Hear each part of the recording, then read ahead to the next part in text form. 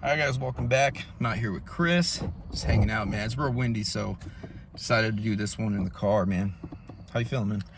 I'm alright. I just woke up, buddy. It took a long time for me to get my first hit of the day, so I was just kind of a zombie for the first half, but I'm coming to life. Yeah, I know it is, man. Yeah. And how old are you? I'm 37 years old. 37. And where'd you grow up? I grew up in Southern Oregon for the most part, and then as a teenager, I ended up moving down to San Diego. Okay. And spent probably 8 to 10 years down there. And then what brought you to Tucson? A girl, of course.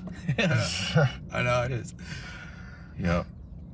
But yeah, no, I was living in Tijuana at the time, and working crossing stuff over the border every day, and they wanted me to come out here and try to sell a car.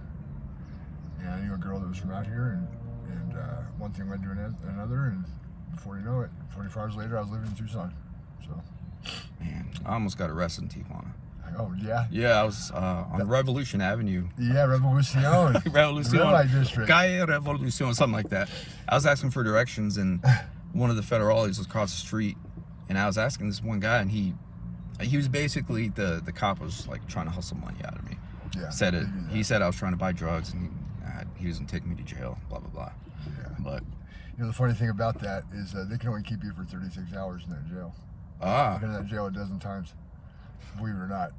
that's And the most that they can keep you is 36 hours, and they gotta let you go.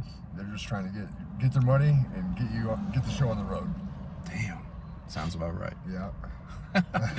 Man, so as far as like addiction, and I definitely know how that morning wake up is, man. It's before you do anything, that's, that has to be done. Yeah, it's otherwise, yeah, like otherwise you'll do what it takes. Yeah. And that's how I caught my prison case, man. So when did addiction start for you, and I guess up until where you are today? Okay, yeah. The first time I got into meth, old school crank, because I'm, a dinosaur. Back in when I was 15, so probably 2001, and went from that. Started dating a girl when I was 17 that was in her mid-20s, and she got me shooting heroin when I was 17. And it just kind of progressed from there. It just took over my life. I started pulling chemicals for some guys up in Oregon, a biker club up there. They didn't like pulling chemicals, and they saw a kid that, had a head on his shoulders halfway, and so they just put me to work, and I ended up catching a prison case over it. Did 5 years for manufacturing methamphetamine at the Oregon State Penitentiary, and yeah, I mean, that was just kind of the first step in my addiction. Yeah. Yeah. And in regards to the opiates, Yeah. like how did that start? Oh yeah, like I said, it was a girl. It was a girl I was dating at the time. Alyssa, rest in peace. Rest in peace. Yeah. But she hit me in my neck when I was 17 years old, and with some black. And I knew right then and there that was the drug for me. That's what I was going to dedicate all my energy and time to, and I did. Yeah. And have you been doing the opiates since then? No, I was Like on and off? I was clean for 10 years when I was fighting. I used to fight MMA and Muay Thai and Jiu-Jitsu and all that, and there was a solid 10 years there where I was just smoking weed and training and competing and coaching and had my shit together. But once again, a girl ended up, pulling my strings to get me to run back to heroin like a crybaby when she left me, and I've been stuck on opiates ever since. I've been doing these these fentanyl pills since I came to Tucson 2 years ago. And before that, I was doing fentanyl powder and got up to doing about an 8-ball a day of black shooting up. Is the powder, is that pure, or is it like, does it fluctuate? Because I think somebody told me every time they try the powder they OD.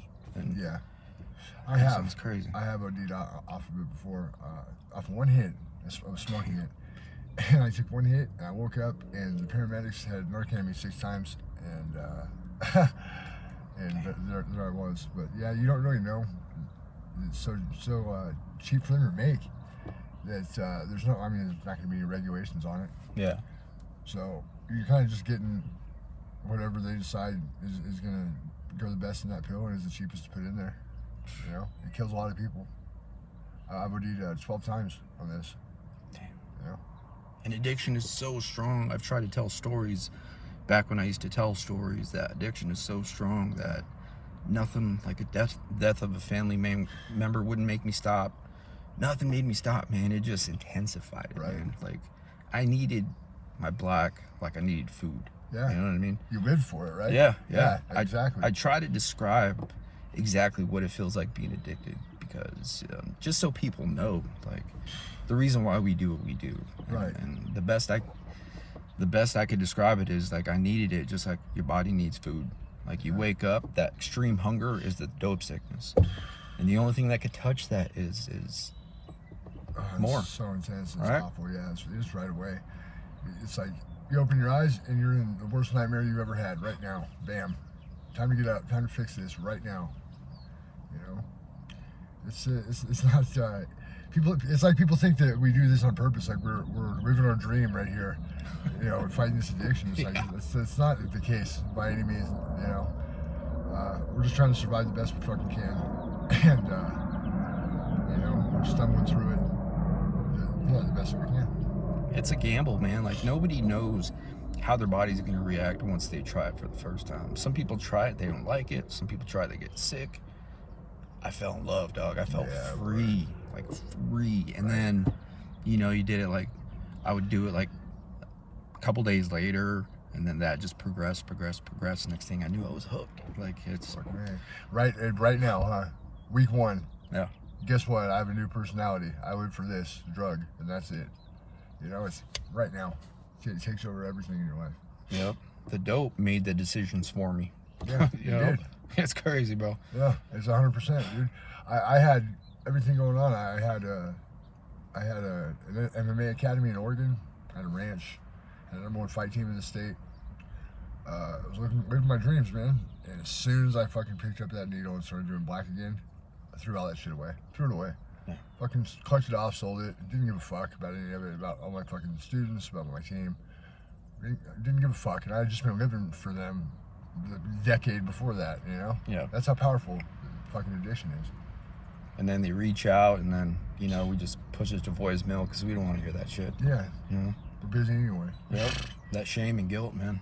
Yeah, it's awful, dude. And there's no way to make up for it, you know? Hopefully we've got an understanding family, and they're willing to exercise a good deal of patience, because you're going to fuck up over and over and over again on these opiates. Yep. Believe that. And so, since you've been out here on the streets, man, tell me a crazy story. All right. Like a crazy story. Something you've been through or seen, whatever. Okay. No names. Okay. So, you know, we talk about things that we do to whatever we do to have to do to get the money for our pills. I had come up on a pistol and sold it to this guy, and that was the day before this incident. The next day I went there to collect the other half of the money. I'd gotten half of it, I was going to get the other half. And I had a younger kid that I was trying to look out for with me. He'd been hanging out with me for about a month, and I was trying to, I like coaching. I was looking out for people that are trying to help themselves, you know. And so he came with me, and the gun that I had sold to my other homeboy was the gun he used over nothing, over the most insignificant little debacle. I mean, it wasn't even an incident that would warrant a fist fight. But that gun came out, and my buddy right in front of me ate 7 bullets. Got half his face blown off, got his neck blown off, ate 5 of them into the body. And I held his hand while he died. He went out with dignity and honor, and I hope I'm able to do the same. I think we all do. But it made me feel some type of way because it was all my doing. I brought him there. I sold the gun, and it was all for addiction. That was the only reason any of that happened, was my addiction, you know? And that's not the only time somebody's died over that. And, you know, it's just something you try to keep in mind, and now it repeat itself. And crazy stuff like that happens in the world of addiction. Sure. Right? I bet when you were out there coaching, living a good life, you weren't involved in situations like that, No. right? You'd work, you know, you'd go teach and then maybe get a post-workout meal. Yeah. And just kick it, right? Yep. And the world of addiction, man, like it's a whole like subculture that exists without most people even knowing it's there. Yeah. You know, and the suffering is immense, and I just hope that anybody out there that's watching this realizes that it's not the way to go, man. If you can avoid that first dive into addiction where it's, you know, all fun and games and you're just doing it to get high, you should, because I mean, I'm one of countless people that's thrown away their life dreams, and here I am, you know, still fighting the same fight every day when I wake up to go get more pills. Yeah. That's what my life has been reduced to. So anybody out there, man, don't do it, dude. Find something fucking constructive to do with your life, you know? That's really all I got to say about that. So 3 more questions. I don't want to keep you too long. Oh, yeah, no. As far as like the future, do you plan on like rehab or detox or anything like that? I want to get back into coaching and training. I think that's going to be a better bet for me than rehab or detox. I'm not good at that kind of stuff. Okay. But something where I can fill up the hole inside of me with something else that's positive. I do well every time I've done that.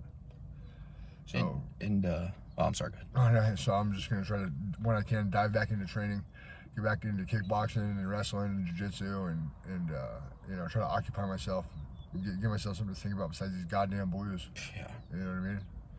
So in order to do that, you have to get that stuff out of your body. So do you plan on just like cold turkeying it for like a week or two? And then not right now. I don't. I'll probably, if we're being like real, when that time comes. Yeah, when that time comes. I'd say methadone is probably gonna be how I do it. Okay. Because I have a pretty solid addiction. I mean, I was doing 50 pills a day there for a while. I'm down to like 30 now. But it's cold turkey off that is not something that I'm strong enough to accomplish. Yeah. At this point. Yeah, methadone gave me my life back. Did it? Yeah. I mean, that's tried Suboxone 3 different times. That didn't work out. No. And thankfully, I've been good off the methadone. That's great. You're able to get off the methadone. That's the hardest one to get Oh, off. I'm still on the methadone. Oh yeah. Yeah, methadone got me off the black. But so let me see. I guess you said you're on crutches right now. What happened with that? Yeah, that was more of the same with addiction. I ended up getting an infection in my ankle, and it turned into MRSA. And I was just dealing with a breakup and fighting through a lot of depression, and I wasn't taking care of it like I should have. Yeah. And I got into the joint, and they said that it was a few weeks away from getting into my bloodstream and possibly taking me out. So I got pretty lucky. I'm crippled up. I'm walking around, you know, on a crutch right now, but I'm half tough. I'll make it. Yeah. Is that something that's curable, and like you'll be able to get back to training and stuff? Yeah. As long as you stay on top of it. Yeah. Okay. And last question: if there's any family or friends that see this interview, do you have a message for them? Just that I love you guys. Thank you for sticking with me.